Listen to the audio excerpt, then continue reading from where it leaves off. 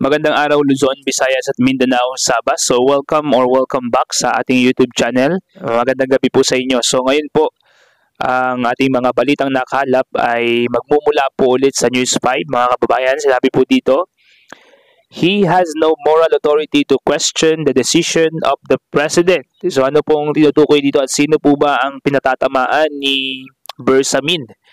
Ito ang sinabi ni Executive Secretary Lucas Bersamin sa pagbatikos ni dating Chief Presidential Legal Counsel Attorney Salvador Panelo sa pagreorganisa ni President Bongbong Marcos sa National Security Council.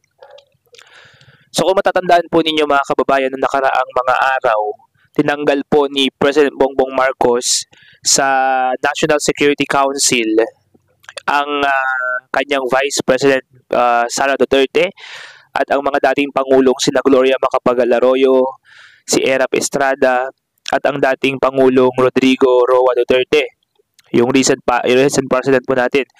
So yun po yung binabatikos ngayon ni Attorney Salvador Panelo. So alam po natin na si Attorney Salvador Panelo ay madikit or spokesperson po noon ni dating Pangulong Rodrigo Roa Duterte. So ngayon po, siya po yung bumabatikos sa ginawang pagtanggal ni Bongbong Marcos kay President Duterte at kay Sara Duterte, ganoon din kay Erap at kay Gloria Macapagal Arroyo. So yun po yung iniinit ng ulo po nila at yun po yung ginagamit nila para batikusin itong si Bongbong Marcos. Sa nasabing reorganisasyon, tinanggal ang Vice Presidente at ang mga dating Pangulo bilang miyembro ng konseho. Paliwanag ni Bersamin, naalala niya ang itinutulak noon ni Panelo na tanggalin si nooy Vice Presidente Leni Robredo sa gabinete ni dating Pangulong Rodrigo Duterte. So dito po, mapapansin po natin na si Panelo din po mismo, nung pong time ni President Rodrigo Roa Duterte, si Panelo din po mismo yung nagtutulak noon na tanggalin sa gabinete si Vice Presidente Leni Robredo, So medyo kabaligtaran po naman ngayon ang nangyayari at siya naman po ang bumabatikos sa kung saan ay talagang gustong tanggalin po ni Bongbong Marcos yung kanyang mga kasamahan sa gabinete, yung ilan po sa kanila siguro dahil sa wala ng tiwala sa kanila or merong mas magandang plano ang ating presidente. So sinabi po niya, I'm not saying that the Vice President Sara Duterte does not anymore deserve to be trusted. Medyo masakit po ito kung sakaling totoo man ito. But I'm just saying that with the recent developments, it is not going to be good advice or good action on the part of the President to still have her on board.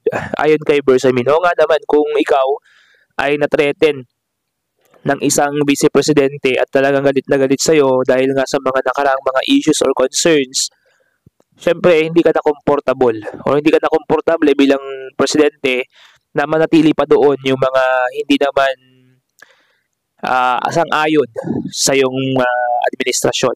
Okay, so kailangan na talagang tanggalin din siguro para makapagtrabaho ang bawat isa ng mas maayos. Kasi nga naman mahirap magplastikan, Kasi sinabi po ni Bersamin, mayroon akong nabasa na something that reminded me that Salvador Panelo during his time as presidential advisor also advocated the exclusion of then Vice President Leni Robredo. She has no moral authority to question the decision of the President. The President has the absolute power, the power of absolute reorganization, meaning he can choose the people he listens to or he would listen to. So yun naman pala mga kababayan, nasa kapangyarihan po lahat. Okay, meron po siyang kapangyarihan si Bongbong Marcos, ang ating President, na gawin po yung kanyang ginawa. So wala pong moral authority to question si Panelo sa ginawa po ni President Bongbong Marcos sa pagkakataong ito. Balitang Duterte pa rin po tayo mga kababayan about po ito kay President Rodrigo Roa Duterte sa mga nangyari po noon sa panahon po niya, sa termino niya. Sinabi pa rin po sa News 5 mga kababayan, naniniwala si Father Flaviano Villanueva na makakamit ang hustisya para sa mga biktima ng extrajudicial killings na konektado umano kay dating Pangulong Rodrigo Duterte.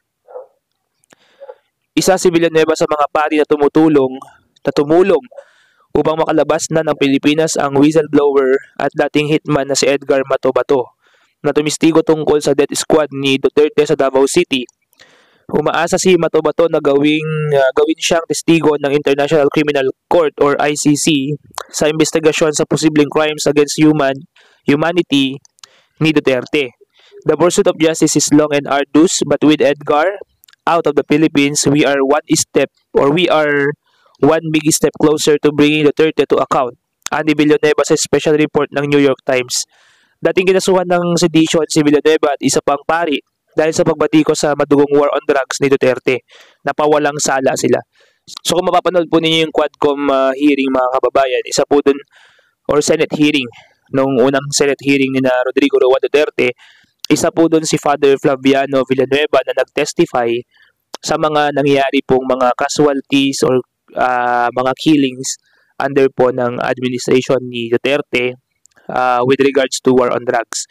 Sabi po dito, we have to tell the world, tell the Filipino people that ours is not a society that accepts wanton violence, that ignores extrajudicial killings, that glorifies a president who boasts about murder. So yun po yung isa sa pinakamalaking statement no po ni Father Villanueva na hindi po tayo nananangkilik o yung mga Pilipino ay hindi po tumatangkilik sa isang murderer. So sabi po dito no sa karagdagan bilang balita po natin ngayon sa News 5 po pa rin, bumilis sa 2.9% ang inflation o pagtaas ng bilihin at serbisyo sa bansa nitong nakaraang buwan kumpara sa naitalaang 2.5 noong Nobyembre ayon sa Philippine Statistics Authority or PSA. Ang pangunahing dahilan ng pagtaas ng inflation nitong Disyembre ay dahil sa mas mabilis na annual increment sa index ng housing, water, electricity, gas at iba pang fuels sa antas ng 2.9% mula sa 1.9% noong Nobyembre ng nakaraang taon. So 1% po ito mga kababayan.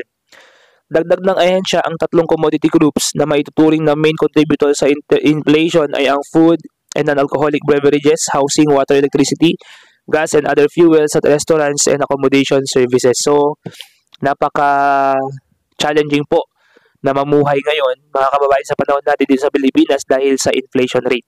So marami na nga po mga kababayan natin na naghihirap, walang trabaho, at hindi po maka-afford ng mga bilihin sa merkado. Ngayon pa naman po ay tumataas po ulit ang inflation rate.